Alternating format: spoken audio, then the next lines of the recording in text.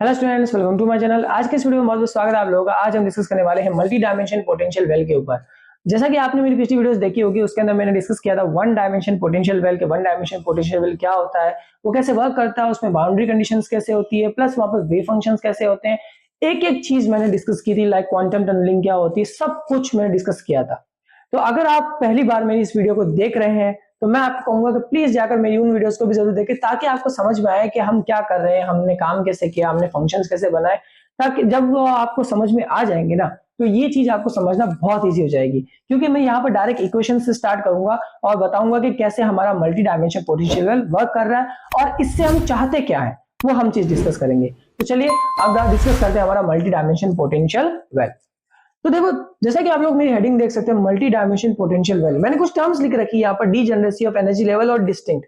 इसको समझने से पहले मैं आपके सामने एक छोटी सी बात करूंगा हमारे वन डायमेंशन पोटेंशियल वेल के ऊपर। तो देखो, वन डी पोटेंशियल वेल में मैंने समझाया था कि जो एक हमारे पास पोटेंशियल होता है, बैरियर होता है जिसकी विड्थ होती है 0 से L, पोटेंशियल होता है उसका इंफिनिटी। ठीक है, 0 से L होती है, पोटेंशियल इंफिनिटी होता है। ठीक है, अंदर की तरफ उसका पोटेंशियल 0 होता है, बाहर की तरफ पोटेंशियल कितना होता है, इंफिनिटी होता है। अब होता क्या है, हमने यहां पर एक बात बोली थी, हमने कहा था अगर एक पार्टिकल जिसके साथ में एक वेव एसोसिएट हो, जब वो यहां पर ऐसे आता है, तो ये जो वेव होती है इस बैरियर को पेनिट्रेट कर कुछ इस वेव का कुछ पार्ट इस वेव है ना बैरियर को पेनिट्रेट कर देगा और ऐसे निकल जाएगा, और कुछ पार्ट यहां से पीछे बाउंस बैक आ जाएगा। तो आने वाली को तो हम कहते थे इंसिडेंट, रिफ्लेक्ट होने वाली को हम कहते थे रिफ्लेक्टेड, और ये जो पार करके निकल जाती थी इसको हमने कहा था ट्रांसमिटेड। अच्छा देखो, ये सारा काम एक एक्सिस में हो रहा है, एक्स एक्सिस में। ठीक है, इसलिए हमने इसको कहा था वन डायमेंशन पोटेंशियल वेल। और यहां पर हमने फाइंड आउट किए थे एनर्जी के फंक्शंस के भी, एनर्जी का फंक्शंस क्या होता है। वहां पर हमारा जो एनर्जी का फंक्शन निकला था वो निकला था n square pi square H का स्क्वायर 2ma। ठीक है, ये हमारे पास में वहां पर एनर्जी का फंक्शन निकला था 2ml स्क्वायर। ओके, चलो, लेकिन ये तो सिर्फ वन डायमेंशन पोटेंशियल वेल के ऊपर हमने बात की, जिसके अंदर एक सिमेट्रिकली सिर्फ एक ही हमारे पास डायमेंशन है, उसके अंदर हमारा पार्टिकल आया, उसके साथ जो वेव एसोसिएट थी उसने बैरियर को पेनिट्रेट किया, बाहर निकला, उसकी एनर्जी हमने फाइंड आउट की। लेकिन अब बात थोड़ी कॉम्प्लेक्स है। बात कॉम्प्लेक्स क्यों है सर? बात कॉम्प्लेक्स इसलिए है क्योंकि अब हम बात करें मल्टी डायमेंशन, दैट्स मीन यहाँ डायमेंशन दो से ज्यादा या एक से ज्यादा होगी। ठीक है, तो हम बात करें मल्टी डायमेंशन में, तो मैं बात मान लेता हूं कि अभी मेरे पास जो मैं डिस्कशन करूंगा उसके अंदर हमारे पास तीन एक्सिस होगी, x axis, y axis, z axis. तीन डायमेंशंस मैंने यहां पर ली। अब मल्टी डायमेंशन पोटेंशियल वेल के अंदर यह होगा कि जब मेरा पार्टिकल आएगा तो वो इन तीनों डायमेंशंस में से कहीं पर भी हो सकता है, पहली चीज। ठीक है, यहां पर मतलब यहां पर जब मैं स्टेट को डिफाइन करूंगा, मतलब जब ग्राउंड स्टेट को डिफाइन करूंगा, एक्साइटेड स्टेट को डिफाइन करूंगा, सेकंड एक्साइटेड स्टेट को डिफाइन करूंगा, तो उसके अलग अलग कॉम्बिनेशंस बन के सामने आएंगे। कॉम्बिनेशंस कैसे कि भाई मान लेते हैं कि जो मेरा पार्टिकल है वो अभी इस पोजीशन पे है जहां पर 1 1 1 है, यानी एक्स भी 1 वाई भी 1 जेड भी 1। तो मेरा पार्टिकल यहां है। हो सकता है मेरा पार्टिकल 1 1 2 पे हो सकता है मेरा पार्टिकल 2 1 2 पे हो सकता है मेरा पार्टिकल 2 1 1 पे हो, क्योंकि मैंने एक 3D सिस्टम लिया है, थ्री डायमेंशन सिस्टम लिया है, और थ्री डायमेंशन सिस्टम के अंदर कोऑर्डिनेट को हम ऐसे ही डिफाइन करते हैं, आप और मैं दोनों जानते हैं, ग्राफ आपने पढ़े होंगे। ठीक है, तो दैट्स मीन अगर मुझे एक 3D यानी मल्टी डायमेंशन बॉक्स के अंदर, एक मल्टी डायमेंशन बॉक्स के अंदर अगर पार्टिकल की स्टेट को मुझे डिफाइन करना है, तो मुझे इसी तरीके से कोऑर्डिनेट को बताना होगा। और यही कोऑर्डिनेट एक्चुअल में मुझे क्या बता रहे हैं, मेरी पार्टिकल की स्टेट, कि मेरा पार्टिकल ग्राउंड में है, फर्स्ट में है, या थर्ड एक्साइटेड स्टेट में। बात समझ आई आपको? तो यही चीजें हम यहां पर बताना चाहेंगे आपको कि एक्चुअल में है क्या। अब जब हम हमारे पार्टिकल की स्टेट बता चुके होंगे इस तरीके से, एक एक 1 1 2 वगैरह सब कुछ, फिर हम फाइंड आउट करेंगे कि कौन कौन से कोऑर्डिनेट सिस्टम, सॉरी, कौन कौन से स्टेट, या फिर बोलेंगे कौन कौन से कोऑर्डिनेट हमको सेम एनर्जी लेवल्स दे रहे हैं। उसी चीज को फाइंड आउट करने का नाम है मल्टी डायमेंशन पोटेंशियल वेल। वापस बोलूं, वापस ये कि हम जब फाइंड आउट कर लेंगे हमारी पार्टिकल की स्टेट को, किसको फाइंड आउट कर लेंगे, हमारी पार्टिकल की स्टेट को, तो हम यहां पर चेक करेंगे कि कौन कौन सी स्टेट्स सेम एनर्जी लेवल्स दे रही है।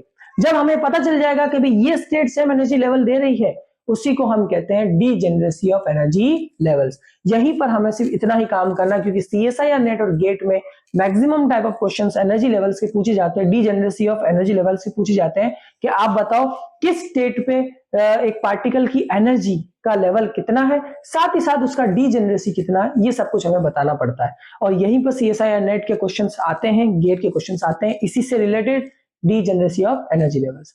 तो डीजेनरेसी ऑफ एनर्जी लेवल्स मेरा होता है व्हेन टू और more wave function share same energy, जब दो या दो से ज्यादा वेव फंक्शन सेम एनर्जी देंगे। तो इसका मतलब मैंने अभी बताया, हमारे पास एक वेव फंक्शन की स्टेट होगी, फिर हम चेक करेंगे इस वेव फंक्शन, मान लीजिए मैंने ये लिया, तो इस वेव फंक्शन में कितनी एनर्जी है वो मैं निकालूंगा, फिर ये जो स्टेट है इसमें कोई वेव फंक्शन होगा उसकी मैं एनर्जी निकालूंगा, चेक करूंगा क्या दोनों की एनर्जी सेम आई, अगर दोनों की एनर्जी सेम है दैट्स मीन वहां पर डीजेनरेसी लेवल सेम होगा, दैट्स मीन वहां पर हमारे पास डीजेनरेसी होगी। एक बहुत इंपॉर्टेंट मैं बात बता देता हूं, डीजेनरेसी कभी भी जीरो नहीं हो सकती, इस बात का याद रखिएगा, डीजेनरेसी कभी भी जीरो नहीं हो सकती। दैट्स मीन अगर एक पार्टिकल के पास में कोई दूसरा सेम एनर्जी लेवल की स्टेट ना हो, सॉरी अगर एक वेव फंक्शन के पास में कोई दूसरी सेम एनर्जी लेवल ना हो, लेकिन उस पार्टिकल के पास खुद की या उस वेव फंक्शन के पास खुद की एक एनर्जी लेवल तो होगी, दैट्स मीन वहां पर हमेशा डीजेनरेसी 1 होती है। दैट्स मीन मिनिमम डीजेनरेसी हमारे पास हमेशा 1 रहेगी, मैक्सिमम कितनी भी हो सकती है वो डिपेंड करता है कि हमारा पार्टिकल, हमारा वेव एक बॉक्स के अंदर कहां पर है, और उसको हम फाइंड आउट करेंगे ऐसे 1 1 1 1 1 2 इस तरीके से।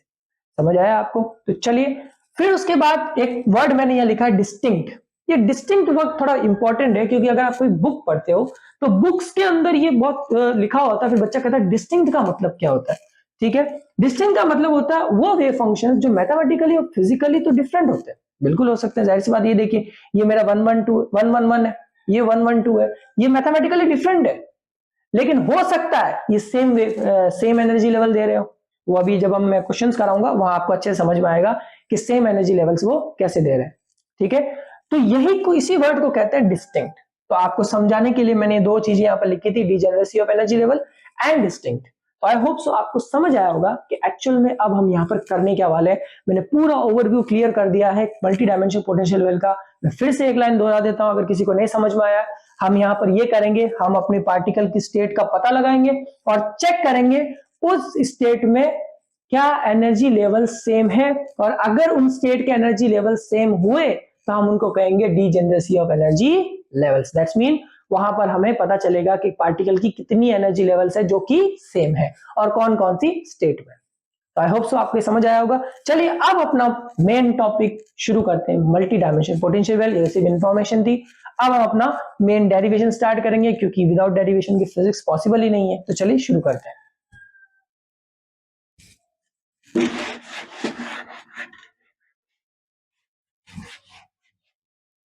So now I'm just starting with one equation here that I wrote. मैंने कुछ नोट्स बनाए इसके लिए, काफी अच्छी नोट्स बनाए मैंने। हम अपने मल्टी डायमेंशन पोटेंशियल वेल के टाइम इंडिपेंडेंट श्रोडिंगर इक्वेशन हम यहाँ पर लेंगे, sorry time dependent Schrodinger equation लेंगे, जो कि होती है हमारी h का square 2m del square plus V r psi r equals to E psi are.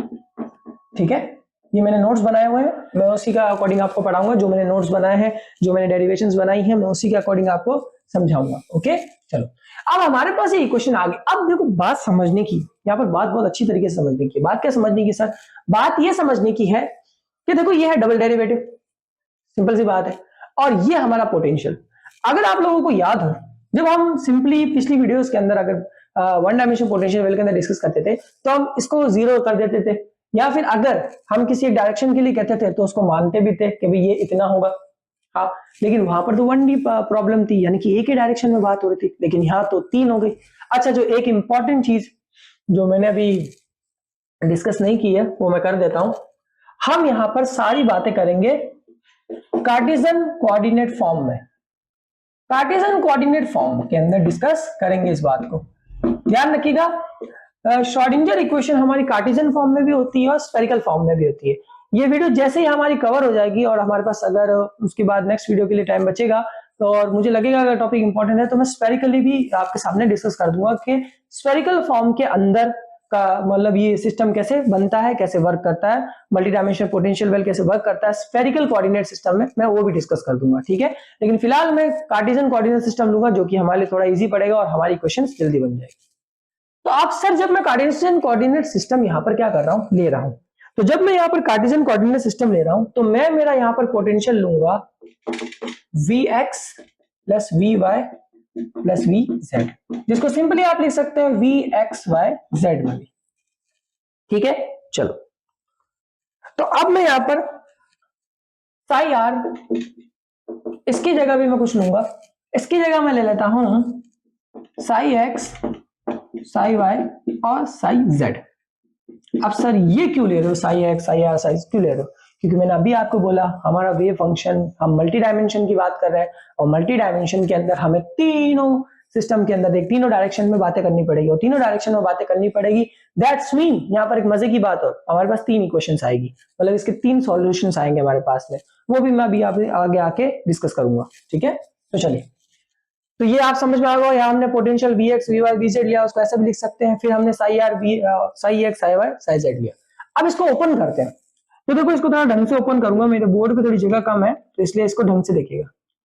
इसको मैं लिख सकता हूं डेल स्क्वायर, पहले मैं इसको लिख देता हूं, del square psi r upon del x square, del square psi r upon del y square, del square psi r upon del Z square. ये मैं लिख सकता हूं ना, बिल्कुल लिख सकता हूं, ठीक है। और साथ ही साथ मैं इसको लिख सकता हूं V X Y Z psi x, psi Y और psi Z equals to E psi x, psi Y और साई जेड, ठीक है। चलो, अब यहां पर मैं अपना जो साई आर है इसकी वैल्यूज को यहां रखूंगा और जो जो काम की उसको रखूंगा, बाकी को साइड में लिखूंगा। तो अगर मैं यहाँ पर फटाफट में लिख दूं तो कोई दिक्कत तो नहीं होगी, मैं यहाँ पर मेरे पास जगह कम है इसलिए चलो कोई बात नहीं, लिख देते हैं, नहीं तो कोई बच्चा कंफ्यूज हो जाएगा क्योंकि क्वांटम मैकेनिक्स थोड़ी कंफ्यूजिंग ही है।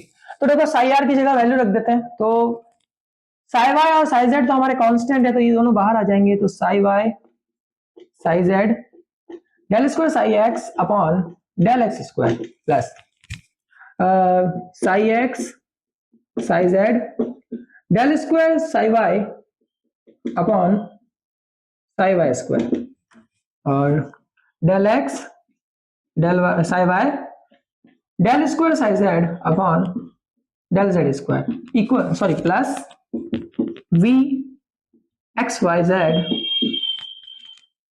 साई एक्स। एक्चुअल में मैं इसको भी बाद में इसमें चेंज करूंगा V x V Y V Z के अंदर, लेकिन फिलहाल मैं यही रख रहा हूं ताकि थोड़ा आसान हो जाए, ठीक है, क्योंकि जगह नहीं है इतनी बोर्ड पे। साई वाई साई जेड, अगर आप लोगों ने सपोर्ट किया तो जल्दी हम एक इलेक्ट्रॉनिक बोर्ड भी अफोर्ड कर लेंगे और उसको लेके आ जाएंगे। E psi x psi Y psi Z, psi Y और साई जेड, ठीक है। चलो, अब मैं यहां पे क्या कर रहा हूं, इस पूरी इक्वेशन को डिवाइड करूंगा साई एक्स साई वाई और साई जेड से। अगर इस इक्वेशन को आप ऐसे डिवाइड करते हो ना, सो नाउ अगर आप इसको ढंग से देखो तो मेरे पास बनेगी एस्टेड square 2m upon 1 upon psi X D square. अब आप चाहो तो इसको एक कंप्लीट इंटीग्रल की फॉर्म में भी लिख सकते हैं, लेकिन रहने देते हैं, डी एक्स स्क्वायर, ये del x square plus 1 upon psi Y D square psi Y upon Y square, ये डेल की फॉर्म में, ठीक है, plus 1 upon psi Z del square psi Z upon del Z square plus V X Y Z equals to E. यहां पर मेरे पास एक complete ये यहां पर तैयार हो चुका है, ठीक है। अब देखो यहां पर काम करने से पहले मैं आपको कुछ चीजें आपके सामने डिस्कस करूंगा, कुछ चीजें मैं ऊपर वाला मिटा रहा हूं, ठीक है, ये मिटा देता है। कुछ चीजें जो यहाँ पर अब आपको बहुत ज्यादा समझनी होगी वो कुछ इस तरीके से, वो जरा ढंग से देखिएगा। देखो अब मेरे पास यहाँ पर 3 डायमेंशंस आ चुकी है, एक्स की, वाई की और जेड की, 3 अलग अलग डेरिवेटिव्स है एक्स वाई और जेड में, और इसमें V x V Y V z तीनों बैठे हैं, जाहिर सी बात है सर तीनों बैठे हैं।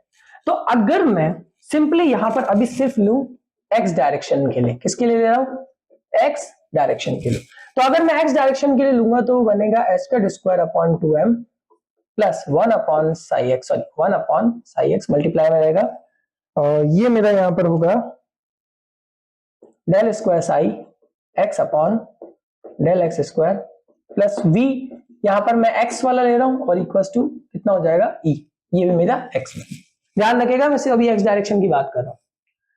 तो अगर आप इसको ढंग से देखें, इसको ढंग से देखें, और अगर मैं इसको ऐसे मल्टीप्लाई कर दूं, इसको साई एक्स को मैं उधर भेज दूं, इन सबको उधर भेज दूं, तो ये मेरे पास एक इक्वेशन बनेगा del square psi x upon del x square 2m upon minus 2m upon H का square V x psi x equals to E X psi X, चलो सॉरी साई एक्स, ओके, और इसको इधर लेके आऊं del square psi x upon del x square 2m upon H का square V x psi X minus E X psi X, तो यहां पर इक्वल टू 0, और ये बनेगा मेरा del square psi x upon del x square minus, अब मैं इसमें से माइनस कॉमन ले लेता हूं, ठीक है, मैं अगर इसमें से माइनस क्या ले लेता हूं, कॉमन ले लेता हूं, सॉरी ये भी मेरा आएगा ना, यहाँ पर भी तो ये 2mh का स्क्वायर आएगा अपना, यहाँ पर ये सेम ही आएगा, तो मैं यहाँ लिख देता हूँ,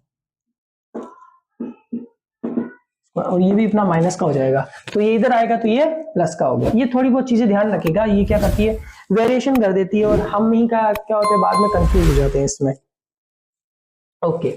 तो अब इसमें से मैं देखो 2mh का स्क्वायर कॉमन ले लूं और साई एक्स को कॉमन ले लूं, तो ये मेरे पास बनेगा 2m प्लस 2mh का square E x V x minus psi x, ये मेरी समीकरण बना, ये मेरा इक्वेशन बना एक्स डायरेक्शन के लिए। सिमिलरली अगर मैं वाई डायरेक्शन के लिए लूं तो क्या बनेगा, सिमिलरली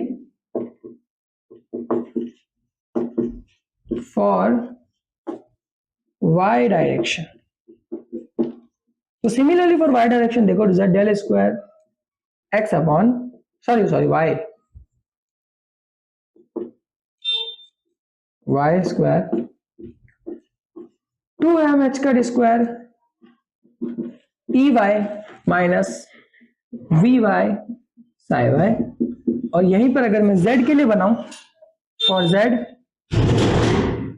तो वो बनेगा del square psi Z del Z square plus 2m h का square E z minus V z psi z equal to 0।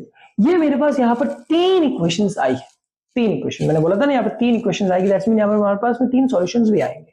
तो ये तो हमने बात की अभी तक हमारे मल्टी डायमेंशंस के लिए टाइम डिपेंडेंट श्रोडिंगर इक्वेशन कैसे बनती है अलग अलग डायरेक्शंस में, ये हमने अभी तक सिर्फ इतनी बात की। अभी तक हम पोटेंशियल वेल के अंदर कूदे नहीं, क्योंकि पोटेंशियल वेल यहाँ पर 2 है, एक तो रेक्टेंगुलर बॉक्स और एक क्यूब बॉक्स है, ठीक है।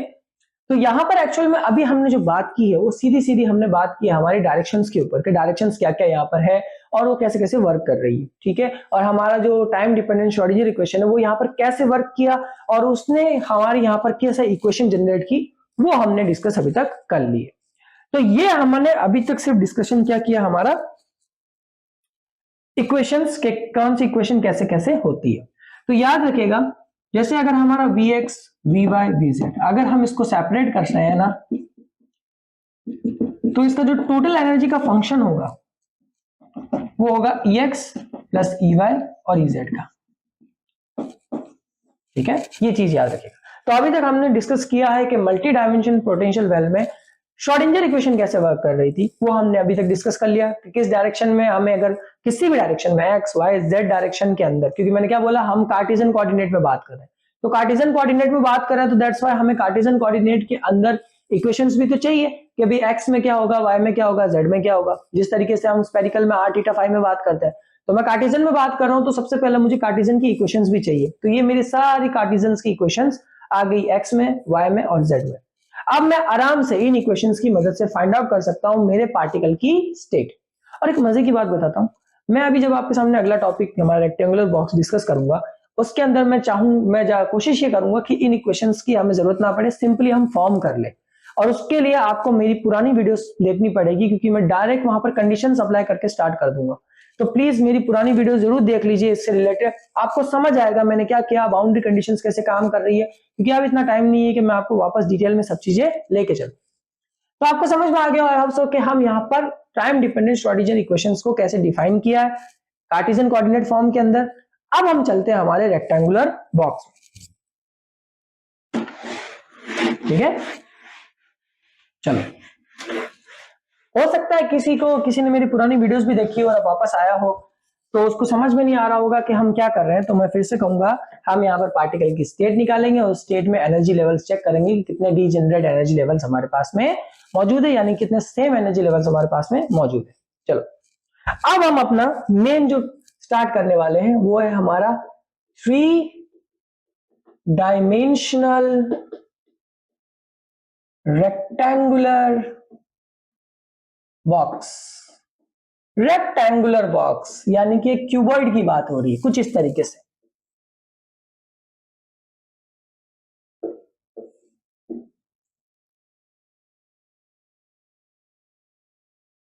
ठीक है। अब इस क्यूबॉइड के अंदर मेरे पास मेरा एक पार्टिकल है, वो कहां है नहीं पता। तो मैं मान लेता हूं भाई ये हमारा ओरिजिन पॉइंट था 0 से एल एक्स डायरेक्शन में, ये एल वाई और ये एल जेड। भाई तीन अलग अलग होगी, जाहिर सी बात है। ये मेरा ओरिजिन, ये मेरा एल वाई, एल एक्स और एल जेड। ये बात आपको मैं कह चुका हूं, मैं कार्टेशियन कोऑर्डिनेट में बात कर रहा हूं तो उसी से बात करूंगा, ठीक है। तो कार्टेशियन कोऑर्डिनेट सिस्टम से आप ये देख सकते हैं कि मैंने अभी शुरू में ही हमने बात की थी कि जब हम हमारा 1D पोटेंशियल लेते हैं तो उसमें हमारी विड्थ होती है 0 से L, ठीक है। लेकिन क्योंकि अब हम यहाँ पर मल्टी डायमेंशन ले रहे हैं, लाइक 3D ले रहे हैं, तो 3D के अंदर 3 डायमेंशन होगी। तो 3 डायमेंशन होगी और 3 डायमेंशन में भी हमारे पास यहाँ पर रेक्टेंगल है, रेक्टेंगुलर बॉक्स है, दैट्स मीन क्यूबॉइड है। तो अगर क्यूबॉइड है तो क्यूबॉइड की 3 डायमेंशंस अलग अलग होती, तीनों डायमेंशंस अलग अलग होती, और डायमेंशन तीनों अलग अलग होगी, दैट्स मीन पार्टिकल कहां पे होगा, उसके लिए हमें स्टेट फाइंड आउट करनी पड़ेगी। तो चलिए अब हम अपना मेन काम करेंगे यहाँ पे, ठीक है। अब हम यहाँ पर कुछ कंडीशंस लिखेंगे। मैं जानता हूं कि V x V Y V z, मेरा पार्टिकल यहाँ पर ही कहीं पर घूम रहा होगा एक्स वाई जेड में, ठीक है। तो यहां पर 0 से एलएक्स में,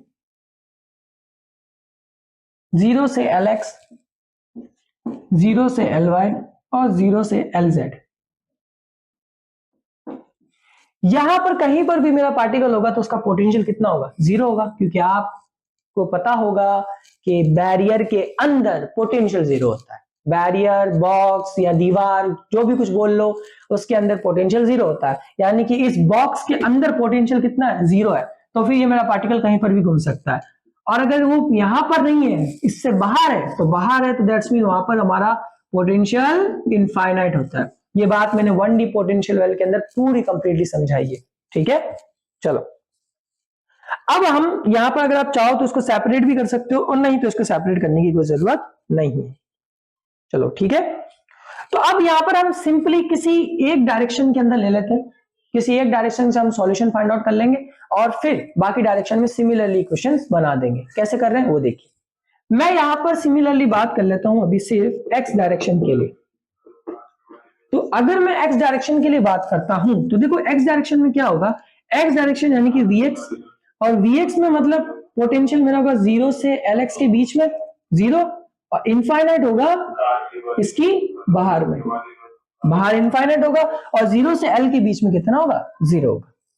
अभी मैंने एक्स डायरेक्शन के लिए श्रोडिंगर इक्वेशन फाइंड आउट की थी, वो मेरी श्रोडिंगर इक्वेशन थी del square psi x upon del x square plus 2m by h cut square E x minus V x psi x equal to 0। ये मैंने अभी फाइंड आउट की थी। अभी फाइंड आउट की ना, इसी की मदद से हम यहां पर हमारे वेव फंक्शन को फाइंड आउट करेंगे और उसका सॉल्यूशन फाइंड आउट करेंगे। ठीक है, तो मैं फिर से कह देता हूं, मल्टी डायमेंशनल पोटेंशियल वेल में कार्टेशियन कोऑर्डिनेट सिस्टम में अभी हमने कार्टेशियन इक्वेशन डिस्कस की थी, कर ली थी। ठीक है, अब उसी इक्वेशन की मदद से मैं यहां पर सबसे पहला काम हमारा वेव फंक्शन को फाइंड आउट करना वो मैं करने वाला हूं, क्योंकि आपको पता ही है हमारा सबसे पहला काम होता है पोटेंशियल वेल के अंदर वेव फंक्शंस को फाइंड आउट करना। तो वेव फंक्शन को फाइंड आउट करने के लिए इक्वेशन तो चाहिए, तो मैं एक्स डायरेक्शन में श्रोडिंगर इक्वेशन ले रहा हूं जो कि मैंने अभी निकाली थी। चलो, तो मेरे पास ये इक्वेशन आई। अब क्योंकि ये मेरा एक डबल डेरिवेटिव है, तो डबल, अभी मैं सब हटा रहा हूं क्योंकि मुझे थोड़ा जगह चाहिए। अब क्योंकि ये मेरी एक डबल डेरिवेटिव है, तो डबल डेरिवेटिव का मेरे पास जो सॉल्यूशन बनेगा वो ये बनेगा, psi x equals to A sine k x plus B cos k x. ये मेरे पास एक सॉल्यूशन बना इसका। ठीक है सर, सॉल्यूशन आ गया। अब यहां पर जब हमारे पास सॉल्यूशन आ जाता है तो हमारा सेकंड काम होता है बाउंड्री अप्लाई करना। बाउंड्री अप्लाई करना, हमारी बाउंड्री क्या कहती है? हमारी बाउंड्री कहां से कहां तक है? एक्स में, 0 से l के बीच में। यानी कि एक बार मैं x बराबर 0 रख के देखूंगा और एक बार x बराबर l रख के देखूंगा। याद है मैंने ये क्वांटम टनलिंग में भी किया था और 1D पोटेंशियल वेल में भी किया था। क्यों किया था मैंने वहां डिटेल में समझाया हुआ है। ठीक है, अब मैं यहाँ बाउंड्री वैल्यू प्रॉब्लम्स को अप्लाई करूंगा। तो सबसे पहले मैं x बराबर 0 रख के देखता हूं। तो मैं x बराबर यहाँ 0 रख के देखता हूं। तो अभी हमने बात की थी कि x बराबर 0 में पोटेंशियल कितना होता है? 0 होता है। यहां पर भी सबके 0 रख देता हूं तो ये भी 0 हो जाएगा और ये b cos 0 हो जाएगा। पोटेंशियल यहाँ पर 0 होता है, साइन 0 की वैल्यू 0, मतलब ये टर्म गायब, cos 0 1, तो b बराबर कितना आएगा? 0। ठीक है सर, सेकंड बाउंड्री प्रॉब्लम क्या, sorry second boundary condition x बराबर l। अब x बराबर l को अप्लाई करते हैं, a sine kl plus b cos kl। b की वैल्यू तो अभी हमने निकाली, कितनी? 0 है, तो मतलब ये टर्म तो खत्म। चलो, साई एल की वैल्यू कितनी होगी? 0 होगी, क्योंकि अभी हमने क्या बोला था, 0 से l के बीच में पोटेंशियल 0 होता है, तो ये लिखा l 0। बचा कितना? a साइन के एल। अब ढंग से देखिएगा, a 0 नहीं हो सकता, क्योंकि अगर a 0 हुआ दैट्स मीन ये टर्म एग्जिस्ट ही नहीं कर सकती। तो इसका मतलब साइन के एल 0 होगा। तो जो अगर मेरा साइन के एल 0 होगा तो साइन के एल 0 कहां पे हो सकता है? n पाई पे हो सकता है ना। साइन 0 होता है 0 पाई 2 पाई ऐसे होगा। तो इसका मतलब मेरी k की वैल्यू कितनी निकली है? n pi by l। इस वैल्यू को उठाकर मैं रख दूंगा, मैंने यहां पर एक लाइन मिस की है, देखिए, फिर ये इक्वेशन कुछ इस तरीके से बनेगी, a साइन के एल। ठीक है, सॉरी माय मिस्टेक। अब क्योंकि यहां पर b हमारे पास 0 आ चुका है, उसको ये k क्यों हम यहां पर उठा के रखेंगे। अब b हमारे पास 0 आ चुका है, 10 मिनट ये टर्म तो हमारी खत्म हो गई, बची ये टर्म। तो ये टर्म बची, तो इस टर्म में अगर मैं k की वैल्यू रखूंगा तो k की वैल्यू में रखने पर मेरे पास आएगी साइन n पाई x अपॉन l। अब सर यहां क्यों रखी आपने? किसी के दिमाग में सॉल्यूशन आया, किसी के दिमाग में क्वेश्चन पक्का आया होगा, मेरे भी आया था जब मैं कर रहा था। तो सुनो ढंग से, ये हमारी उस कार्टेशियन कोऑर्डिनेट सिस्टम में जो अभी हमने फाइंड आउट किया था x डायरेक्शन में, उसका सॉल्यूशन था। बिल्कुल सर, अब सॉल्यूशन था, इसका मतलब ये है कि इक्वेशन यहीं से जनरेट होगी। ठीक है सर, इक्वेशन यहीं से जनरेट होगी। जब हमने बाउंड्री वैल्यूज को अप्लाई किया तो आप और मैं दोनों जानते हैं कि यहां पर a और b हमारे अननोन है। क्या है? हमें पता नहीं। हम कहते हैं ये कांस्टेंट है। अब ये कांस्टेंट है तो ये क्या है हमें नहीं पता, लेकिन यहाँ पर a और b मतलब अननोन है। हमने जब 0 अप्लाई किया, x बराबर 0, तो हमारे पास b की वैल्यू तो आ गई। दैट्स मीन हमने यहाँ पर एक कांस्टेंट की वैल्यू फाइंड आउट कर ली, उसको हम यहाँ पुट करेंगे तो सिर्फ यही बचेगा। ठीक है सर, जब हमने l अप्लाई किया तो हमने देखा भी साइन के एल बराबर 0 आ रहा है, लेकिन a हमारा 0 नहीं हो सकता। क्योंकि ऐसा कभी नहीं हो सकता, क्योंकि सुनो, अगर a 0 हो गया, मान लेते 1-2 मिनट के लिए, अगर a 0 हो गया ना, तो इसका मतलब है पार्टिकल पोटेंशियल वेल में एग्जिस्ट ही नहीं करता। अब अगर पोटेंशियल वेल के अंदर पार्टिकल एग्जिस्ट ही नहीं करता तो ये पढ़ने का कुछ मीनिंग ही नहीं बनेगा, कुछ मीनिंग नहीं बनेगा। तो नहीं मीनिंग बनेगा, इसीलिए हम ये कहते हैं कि भाई a 0 नहीं है, साइन के एल 0 है। क्यों? क्योंकि एक बैरियर के अंदर जब मेरा पार्टिकल घुसता है तो वो एसोसिएटेड वेव की फॉर्म में घुसता है, तो जब वो वेव अंदर घुसती है तो वो साइन वेव होती है। जब वो वेव अंदर जाती है तो वो साइन वेव की फॉर्म में होती है, तो वो साइन वेव की फॉर्म में होती है, तो वहां पर ये साइन फंक्शन हमारी मदद करता है ये फाइंड आउट करने में कि हमारा एनर्जी लेवल कितना है, हमारे पार्टिकल की स्टेट क्या है, ये सब कुछ फाइंड आउट करने में हमारा साइन फंक्शन मदद करता है। इसलिए याद रखना A0 नहीं हो सकता।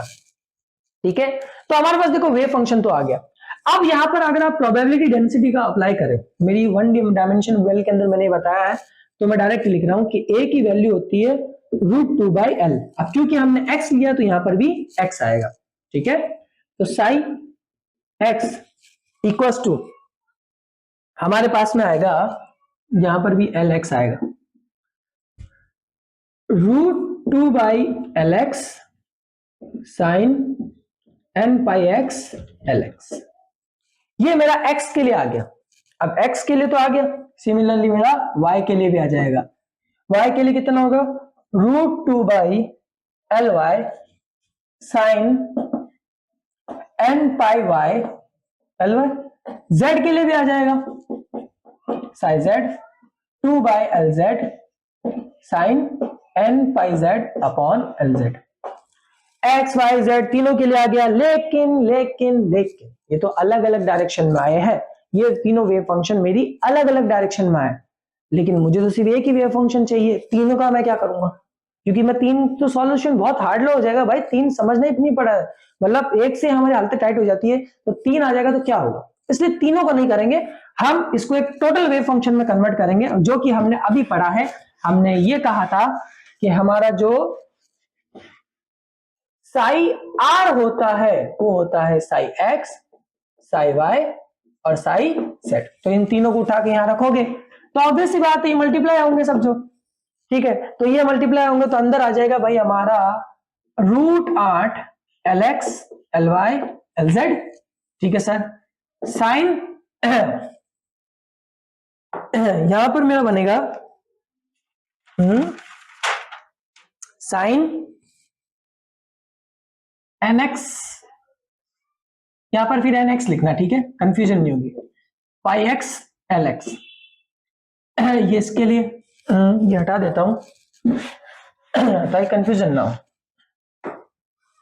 फिर sine NY πy LY sine NZ πz πz LZ। अब एक चीज यहां पे जरा आप ढंग से समझिएगा, NX NY और NZ एक्चुअल में मेरी क्वांटम नंबर क्या है, मेरे क्वांटम नंबर, और यही NX NY NZ बताते हैं मेरे पार्टिकल की स्टेट को। क्या बताते हैं, मेरे पार्टिकल की स्टेट को कौन बताता है, NX NY और NZ। तो इस चीज को ध्यान रखिएगा, ठीक है, ये NX NY NZ की वैल्यू यहां पर बहुत ज्यादा इंपॉर्टेंट है।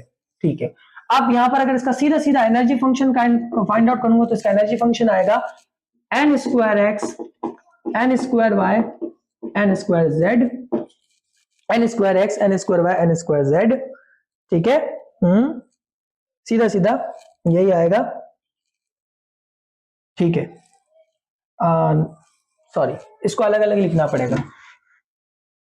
ठीक है, मैं एक पहले बेसिक रूल लिख देता हूं ताकि समझ आए।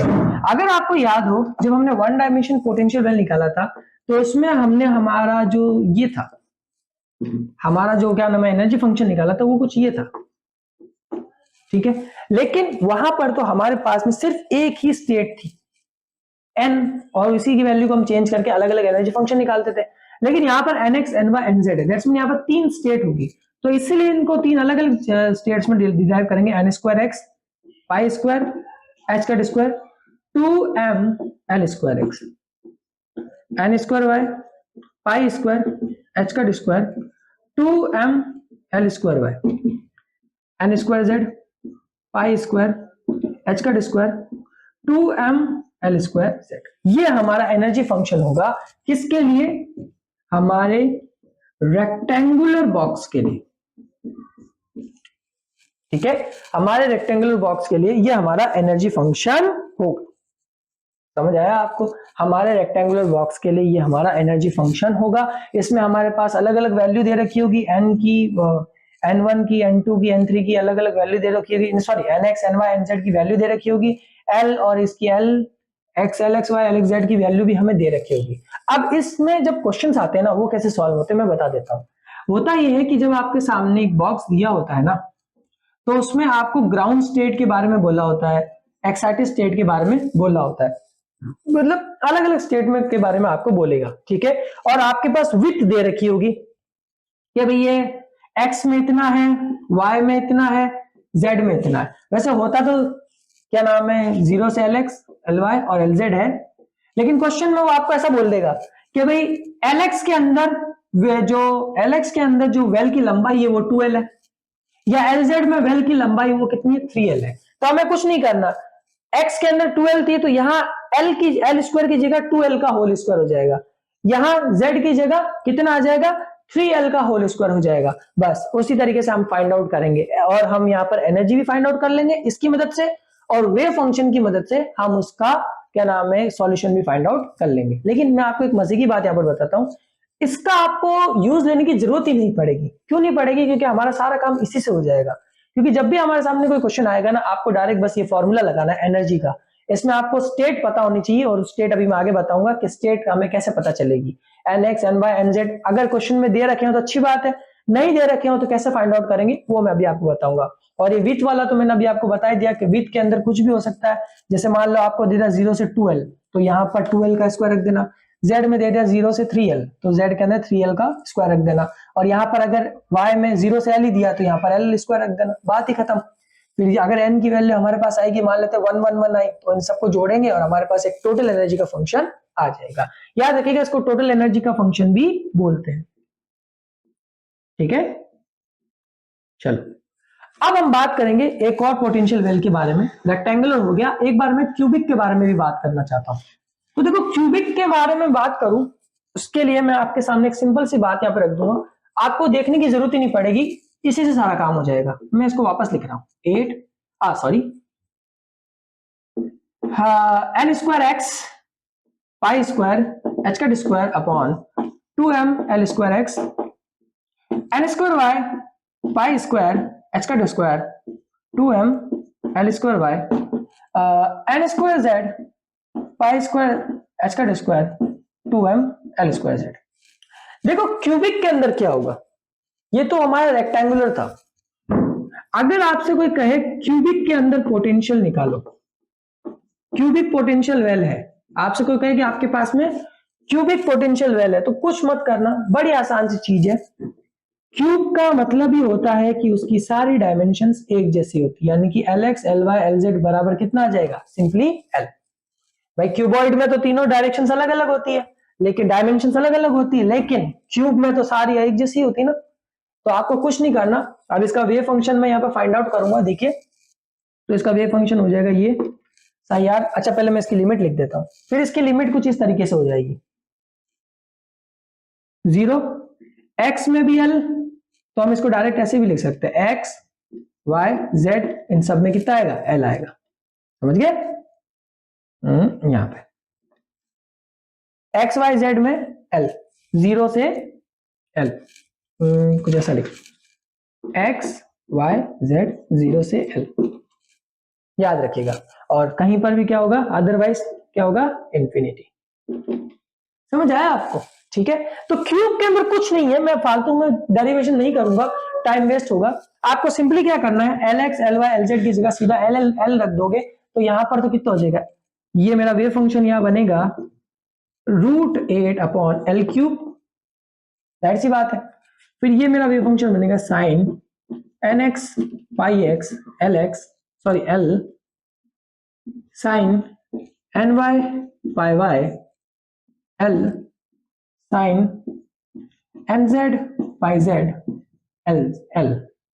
ये मेरा वेव फंक्शन बन गया। और साथ ही साथ अगर मैं यहाँ पर एनर्जी फंक्शन रखूं, एनर्जी फंक्शन में देखो सबकी L की वैल्यू सेम ही होगी, तो मतलब ये टर्म और ये टर्म कॉमन आ जाएगी, तो बचा कितना, n square x n square y n square z. तो n square y n square x n square z, ठीक है, पाई स्क्वायर h का स्क्वायर 2ml स्क्वायर।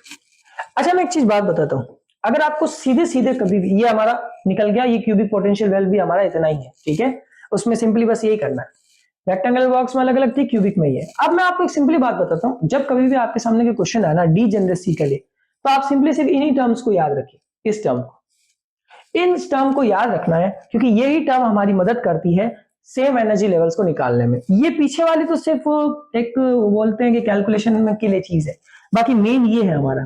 तो याद रखिएगा, जब कभी भी अगर आपसे डायरेक्ट स्टेट के लिए निकालना हो, तो आप सिंपली सिर्फ इनको ही लेंगे और इनको जोड़कर चेक करेंगे कि हमारा आंसर कितना हुआ।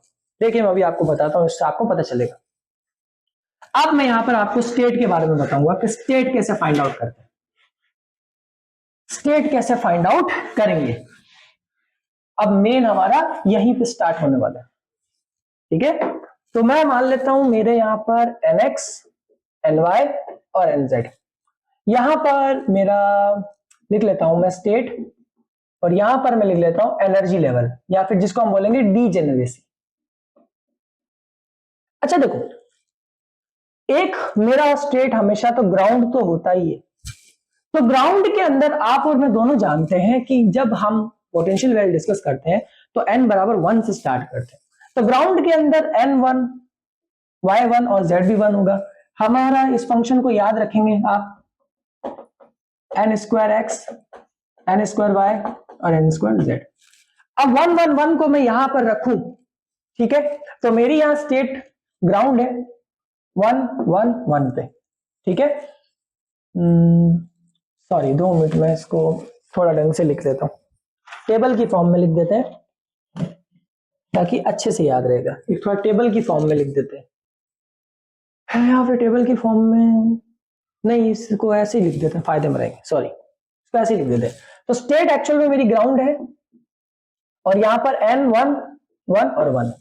अच्छा इसको उठा के यहां रखो, तो 1 का स्क्वायर प्लस 1 का स्क्वायर प्लस 1 का स्क्वायर, दैट्स मीन मेरे पास यहां पर टोटल कितनी एनर्जी आई।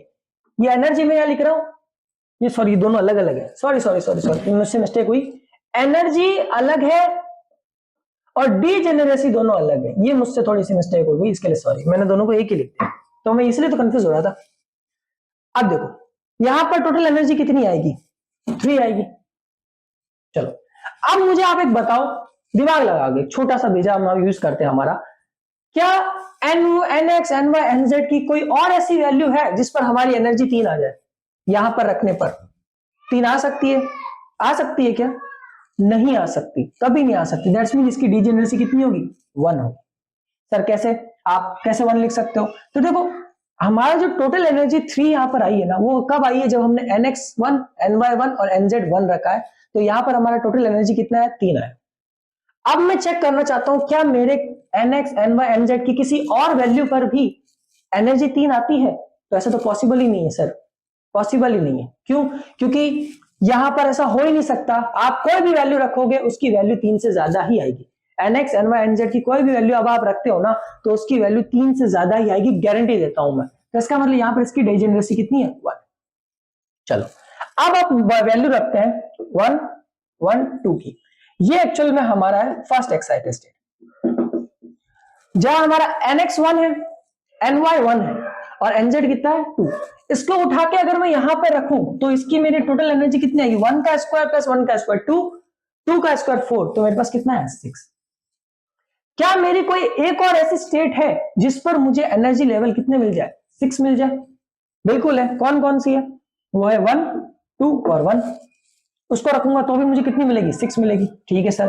फिर और कौन कौन सी है, 2 1 और 1,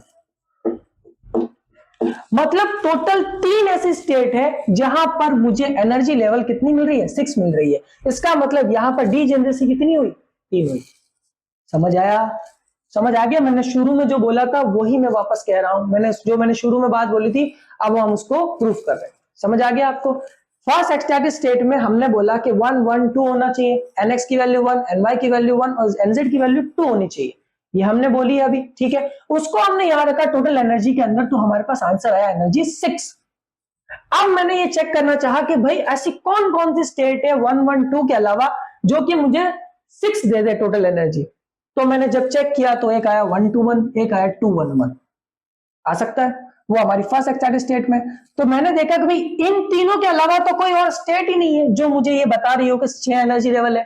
तो दैट्स मीन यहाँ पर डीजेनरेसी कितनी होगी? 3, क्योंकि ये 3 स्टेट्स सेम एनर्जी लेवल को दे रही है, इसलिए यहाँ पर डीजेनरेसी कितनी होगी? 3। याद रखिएगा, इसी को डीजेनरेसी कहते हैं, वो स्टेट जो सेम एनर्जी लेवल को शेयर करे, या फिर वो वेव फंक्शन जो स्टेट सेम एनर्जी लेवल को शेयर करे। अब सर यहाँ पे वेव फंक्शन कैसे? तो आपने अगर एटॉमिक फिजिक्स पढ़ी होगी तो उसमें हम वेव फंक्शन को ऐसे भी लिखते हैं, ठीक है। ये एक्चुअल में मेरी वेव फंक्शन की स्टेट को बताता है। चलो सर, अब हम बात करते हैं अपनी सेकेंड एक्साइटेड स्टेट के ऊपर।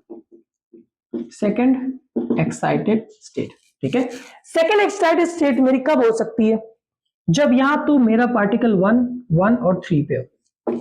मेरा पार्टिकल कहां पे हो? 1, 1, 3। अब सर 1, 1, 3, अच्छा एक किसी के दिमाग में एक सवाल आया होगा, बच्चे के दिमाग में, मेरे भी आया था जब मैं पढ़ रहा था कि सर सेकेंड एक्साइटेड स्टेट का मतलब तो वो होता है ना जहां पर पार्टिकल कहीं पर ऊपर जंप कर जाए। जाहिर बात है, वही बात है। या फर्स्ट एक्साइटेड स्टेट वही होता है ना जो ग्राउंड स्टेट से ऊपर पार्टिकल जंप कर जाए। तो यहाँ पर तो सिर्फ एक ही पार्टिकल ने ही जंप किया है सर, या हम सीधी सीधी बोलते हैं एक ही वेव ने जंप किया है सर, बाकियों ने तो नहीं किया। बाकी तो ग्राउंड स्टेट के अंदर ही है। तो सर हम क्या पढ़ रहे हैं? हम पढ़ रहे हैं मल्टी डायमेंशन पोटेंशियल वेल। तो यहाँ पर अगर एक पार्टिकल भी अगर किसी नेक्स्ट स्टेट को अक्वायर कर लेता है तो वो एक्साइटेड स्टेट आती है और उसके साथ वाले भी उसी स्टेट में इंक्लूड किए जाएंगे। तो आपको ये बात याद रखनी है, ठीक है। तो सेकंड एक्साइटेड स्टेट, अब फर्स्ट तो मेरी ग्राउंड स्टेट तो 1 थी, फर्स्ट स्टेट मेरी सेकंड हो गई, और ये कितनी होगी? 3 हो गई। सेकंड एक्साइटेड स्टेट में 3, इसका एनर्जी लेवल काउंट करते तो इसका स्क्वायर होता है 9, 1 + 1, इसका हो गया 11। यहां पर मेरा कितना हो गया? 11 हो गया। अब इसको सेट करने का तरीका 1 3 1 3 1 1। क्या और कोई ऐसा एक एनर्जी लेवल है जो ये बता दे कि भाई यहां पर सेम एनर्जी लेवल स्टेट हो रहा? नहीं। तो इसका मतलब इसकी भी 3 एनर्जी लेवल्स होंगे। एक, अब बात करते हैं हम अपनी फोर्थ एक्साइटेड स्टेट के ऊपर। मैं ये पहले हटा देता हूं, ठीक है।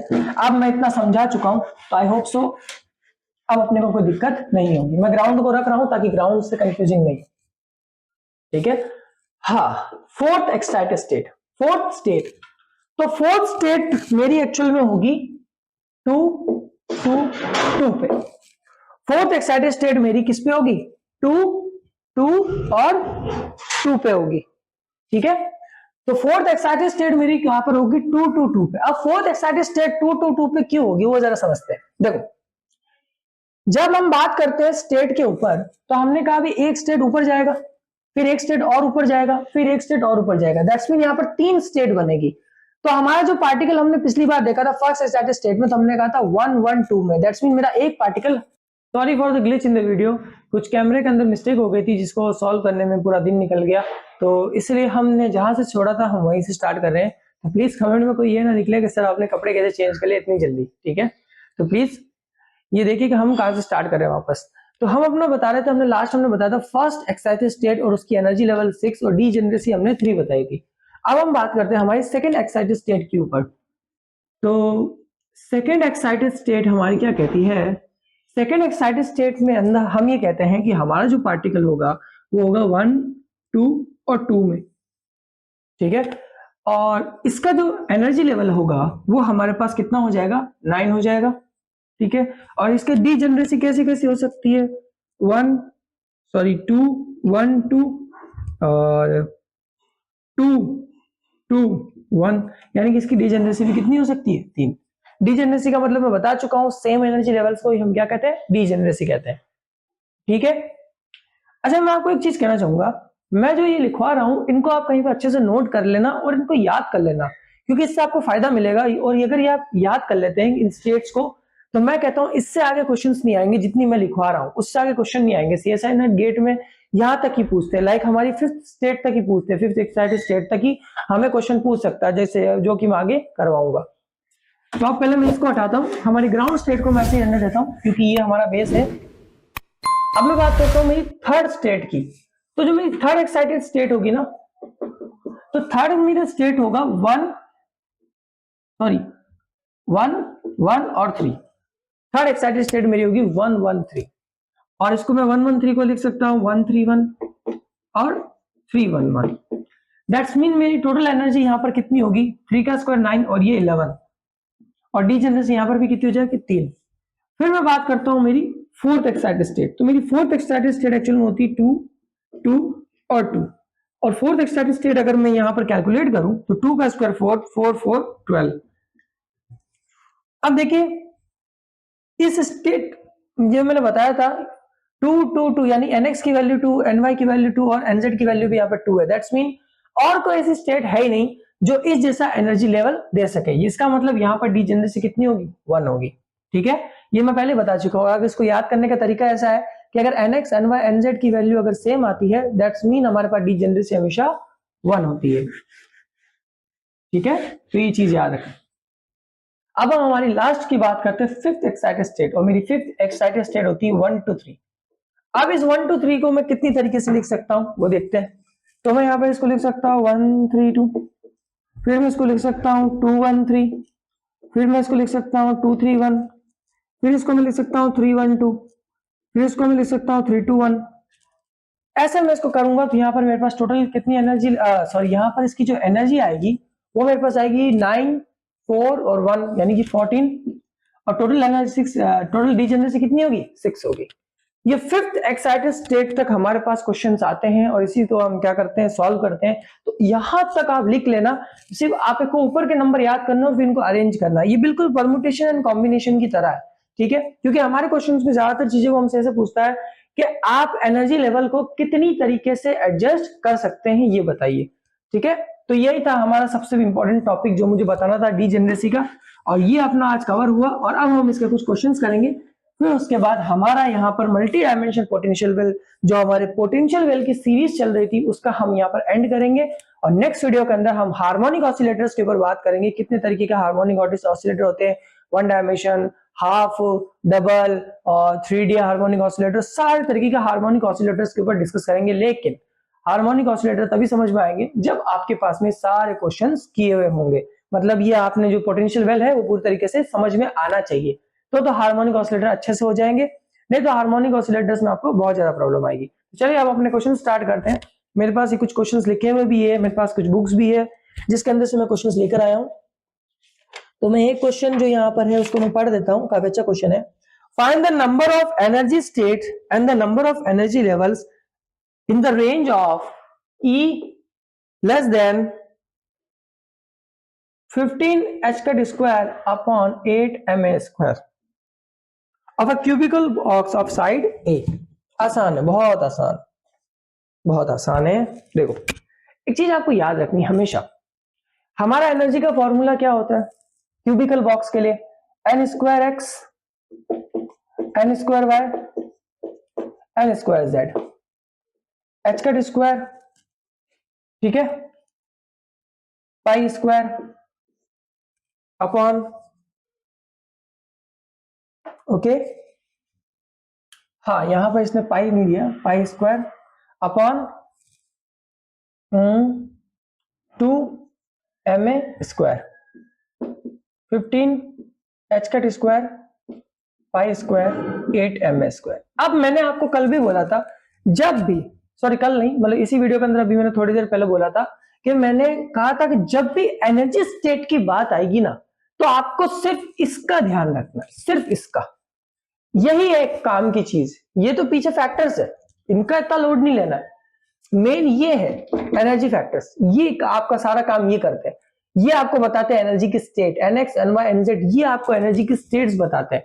और ये जो ये चीज है ये तो आपको विड्थ बताती है कि आपका जो क्यूबिकल बॉक्स है या रेक्टेंगुलर बॉक्स है उसमें विड्थ कितनी है, तो इसका लोड नहीं लेना। तो दैट्स मीन हमसे क्वेश्चन में पूछा है कि भाई बताओ find the number of energy states in energy level in the range, okay, in of the cubical box, यानी कि मुझे एनर्जी लेवल्स चाहिए। तो इसका मतलब n square x, n square y plus n square z, और ये मेरा एनर्जी लेवल कितना है, 15। अच्छा देखो इसने बोला लेस देन 15, तो लेस देन 15 के अंदर हमें एनर्जी लेवल्स देखने हैं कि भाई किसी भी क्यूबिकल बॉक्स के अंदर 15 से नीचे कितने एनर्जी लेवल्स हो सकते हैं, 15 से नीचे कितने एनर्जी लेवल्स हो सकते हैं, यानी कि 15 से नीचे कितने ऐसे तरीके हो सकते हैं पार्टिकल को एडजस्ट करने में कि उनके एनर्जी लेवल्स को हम डिफाइन कर सकते हैं। या फिर सीधी सीधी भाषा में बोले तो 15 जो हमारा एनर्जी लेवल है उससे नीचे कितनी एनर्जी एग्जिस्ट करती है, यानी कितनी एनर्जी की स्टेट्स एग्जिस्ट करती है। तो अभी मैंने जस्ट थोड़ा सा वीडियो पीछे ले ले, थोड़ा सा वीडियो पीछे ले लेंगे तो मैंने बताया था, अभी मैं डायरेक्ट लिख रहा हूं, मैंने डिस्कस किया था मेरा ground, first, second, third, fourth और फिफ्थ एनर्जी लेवल, ये मैंने सारी एक्सरसाइज से डिस्कस की थी। मैंने कहा था इसका एनर्जी लेवल कितना होता है, 3 होता है, ठीक है, इसका एनर्जी लेवल कितना होता है, 3 होता है। Okay,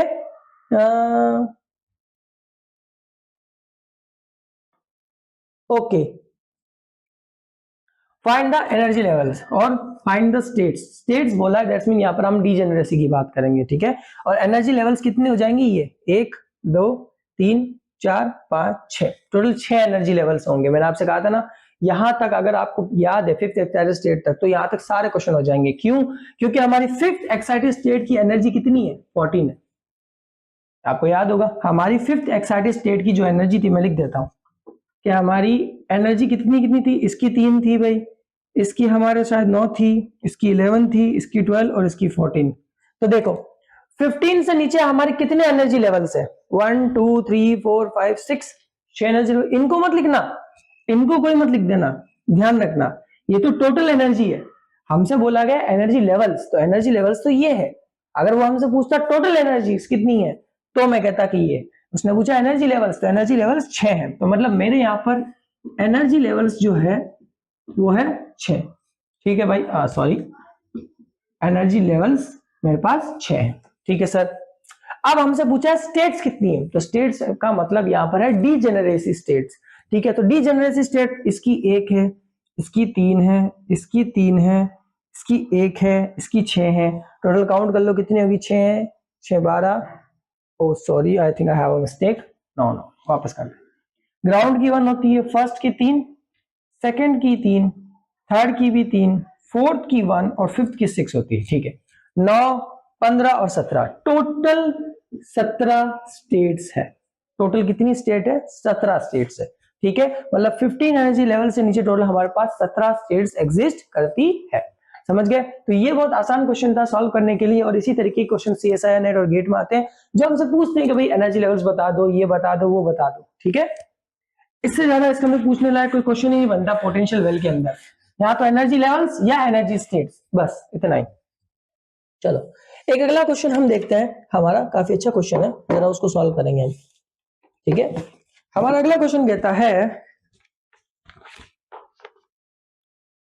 A particle of mass m is confined in a 3D cubic box of a single side L. एक क्यूबिक बॉक्स के अंदर हमारा एक पार्टिकल है जिसकी साइड L है. Let E naught be the ground state energy. What is the energy of levels that has a 6-fold degeneracy and what is the corresponding quantum number? Okay. ये कह रहा है उस एनर्जी लेवल का नाम बता दो जिसकी 6-फोल्ड डीजेनरेसी होती है, यानी कि उस एनर्जी लेवल को बताओ जिसकी डीजेनरेसी 6 होती है। तो डीजेनरेसी 6 किसकी थी, हमारी फिफ्थ एक्साइटेड स्टेट की। बात खत्म, ये आ गया आंसर, ठीक है। और इसमें पूछा है उसकी टोटल एनर्जी कितनी थी, तो टोटल एनर्जी तो हमने निकाली थी 1 2 3 nx ny nz। सिंपल सा क्वेश्चन है, सॉल्व कर लेंगे। E इक्वल टू कितना हो जाएगा हमारे पास 14 h का square pi square 2 ml square. Okay, समझ आ गया आपको। बिल्कुल आसान क्वेश्चन आएंगे, बिल्कुल बहुत सा, मतलब अगर आपने थोड़ा सा एनर्जी लेवल्स को समझ लिया तो सिंपल से लाइन में क्वेश्चन हो जाएंगे। कोई ज्यादा बड़ा मेथड नहीं लगाना, कोई ज्यादा भेजा नहीं लगाना, सिंपल क्वेश्चंस होते हैं इसके, ठीक है। 2 क्वेश्चंस हमने सॉल्व किए। मैं जब इन क्वेश्चंस को सॉल्व कर रहा था तो मैंने एक चीज